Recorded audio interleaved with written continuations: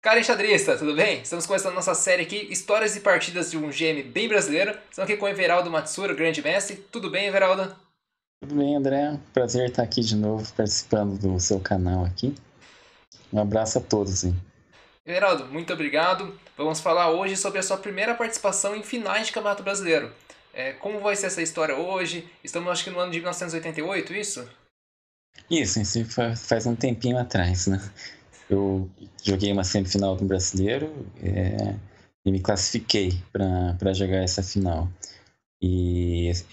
Na época era um torneio Shuring com 16 jogadores, né? Era um torneio bem longo. Hoje a gente não tem mais esses torneios tão longos, mas na época ainda tinha. E eu terminei esse torneio em terceiro ou quinto.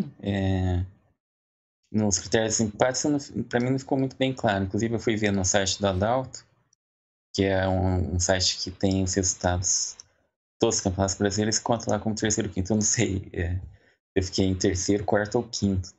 Né? Quando saí lá também não tinha ficado claro para mim.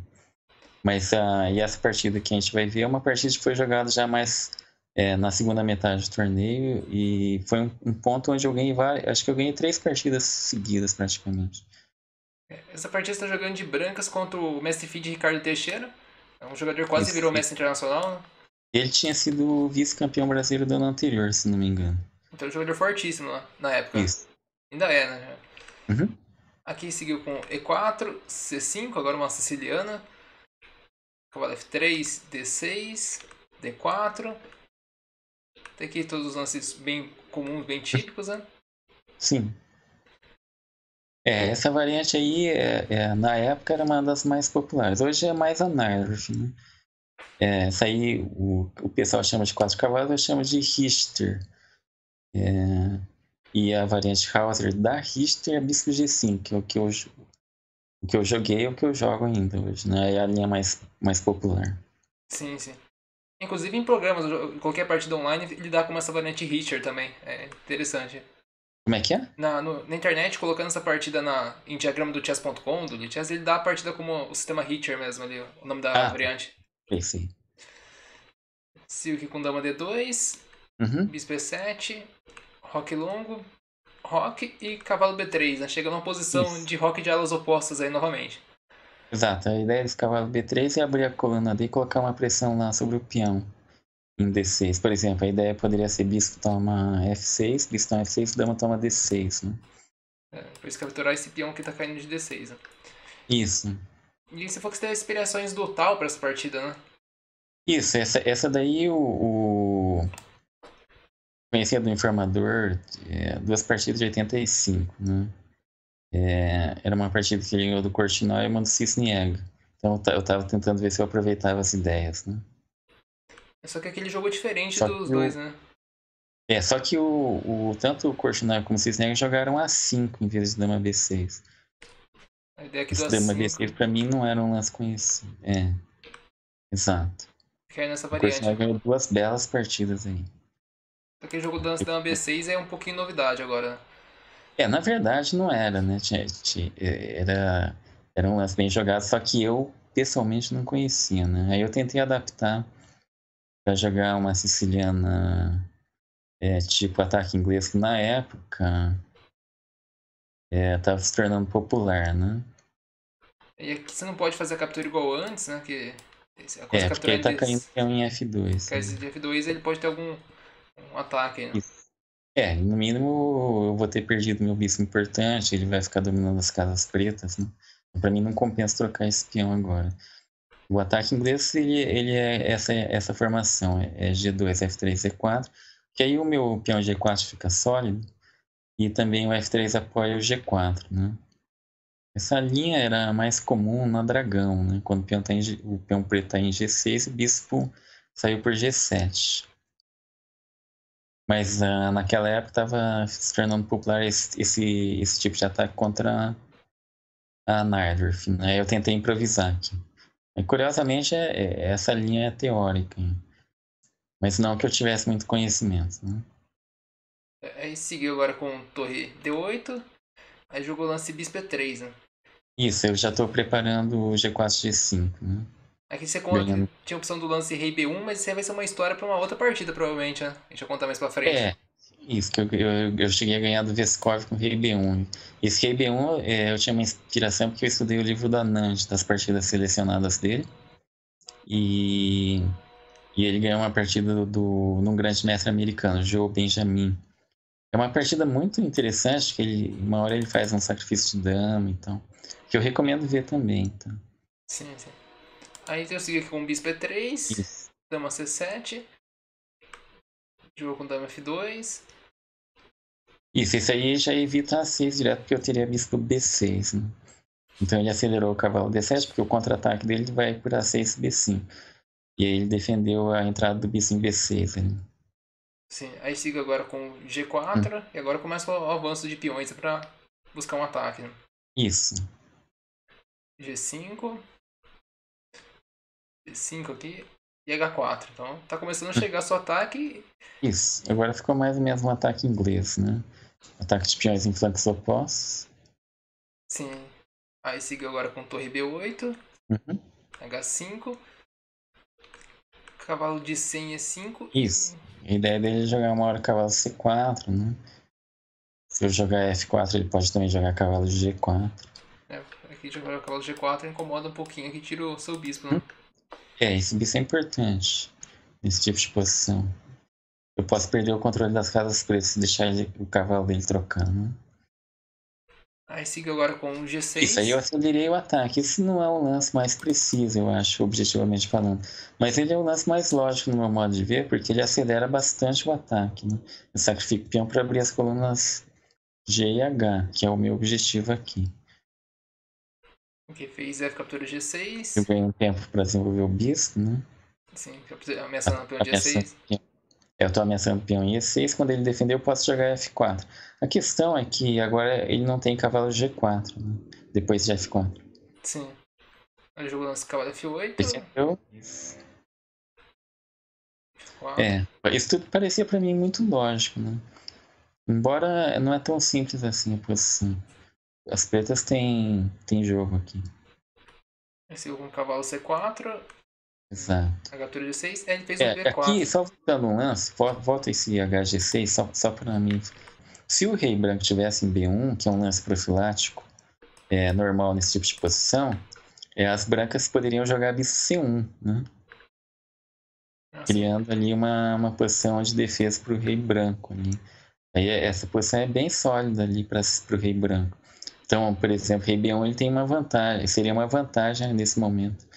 Porque eu poderia voltar ao bispo C1, eu manteria o meu bispo e o meu rei ali na ala da dama ficaria bem mais protegido. Né? Foi o que eu fiz com o Veskov, inclusive. Uma situação parecida.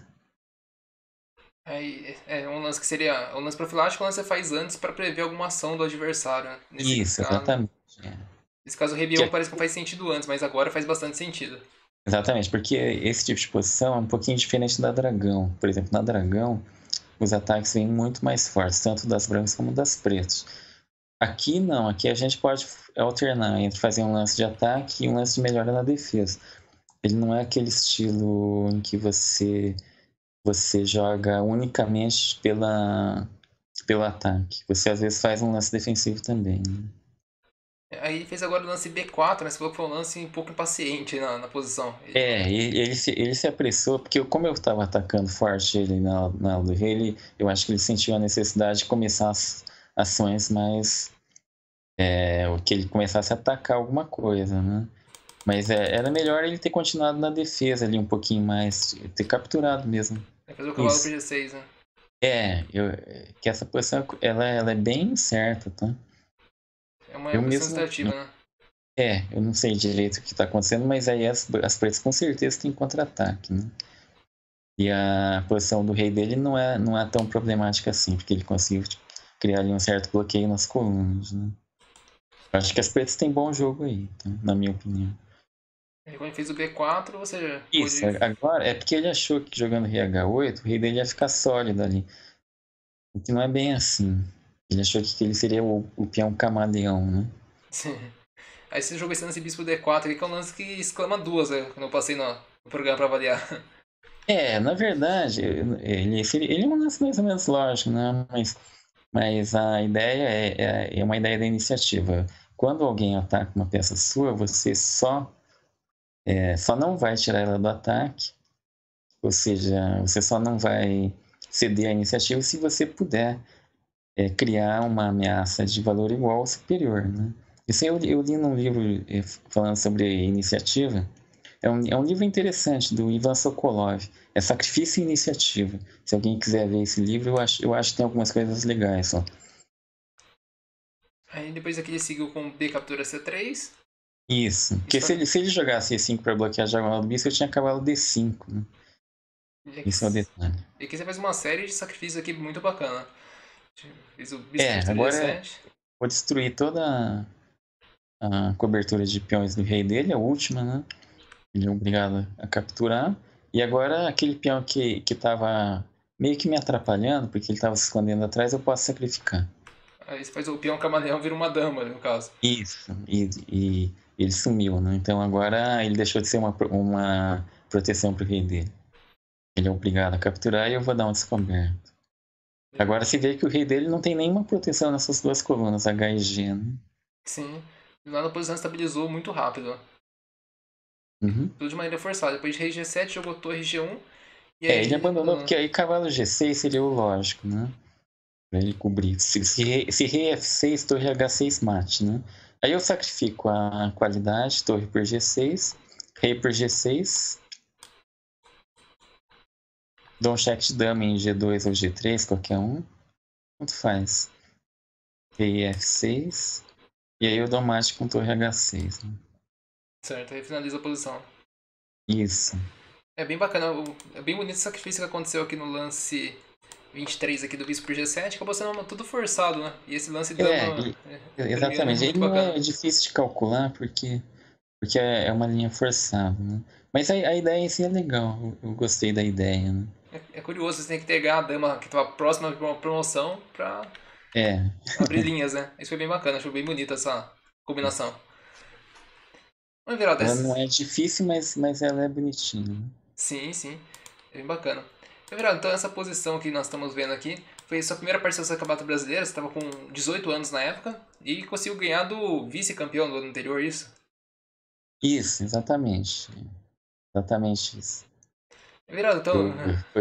Foi a minha primeira final, depois eu joguei muitas finais, né? Sim. Ganhei 2 títulos, né? Mas isso fica para uma próxima continuação da história, né? Sim, foi em 91, se não me engano, que você ganhou, né? Isso. Estamos chegando, estamos em 88, estamos chegando perto. Eu acho que em breve a gente vai ter essa partida da sua final. Isso. Everaldo, quero agradecer muito a sua participação mais uma vez. A gente aprende muito com as suas partidas, a gente vê de maneira dinâmica e como você conduz assim e busca iniciativa de várias formas. É muito interessante ver como você conseguiu construir essa posição a partir de um lance respondendo o ataque dele com mais ataque ainda. É o princípio da iniciativa, né? Assim, se você ficar sempre sendo submetido a jogar os lances em função dos ataques dele, isso quer dizer que você perdeu a iniciativa, né?